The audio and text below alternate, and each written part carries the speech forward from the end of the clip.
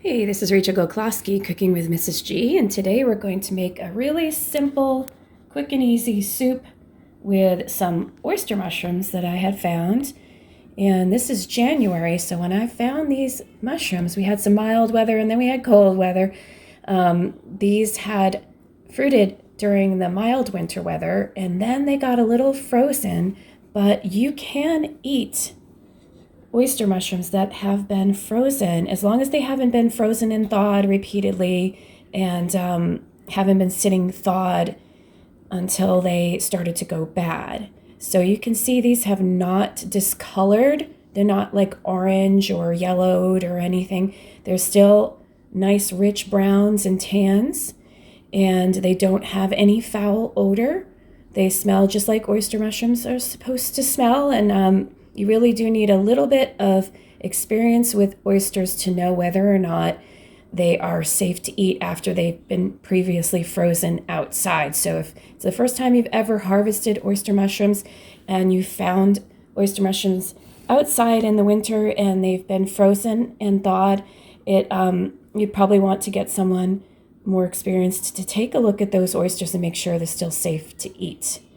In this case, these had a nice almond odor before I cut them, and then, of course, when I cut them, I got that light, fishy oyster smell. It just smells like fresh shellfish.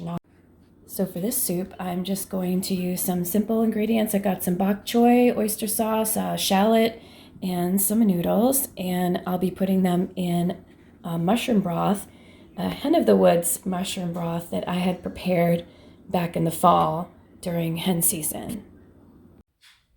So the thing about previously frozen oyster mushrooms from the wild is that they tend to get a little bit waterlogged. So I clean these off and I'm going to dry saute them for a little bit while my mushroom broth is defrosting here. And I will add these to the broth once they've been dry sauteed for medium heat for about 5 minutes, just to kind of get that waterlogged mess out of them. As you can see, 5 minutes later, and I flipped them over, they already look a little less waterlogged, and I just threw the shallots on there to brown a little bit. So after dry sauteing them for 5 minutes or so on each side and browning the shallots, I just threw everything into the mushroom broth, and I'm going to bring that to boil, and then I'm going to add my bok choy and my noodles. So there you have it, a nice hot steamy bowl of common oyster mushroom soup, and these oysters were from the wild, previously frozen, and it's quick and easy to make. If you don't have mushroom broth, you can always use vegetable broth, but I just happen to have some hen of the woods broth from making hen of the woods jerky last fall, and that was frozen in my freezer.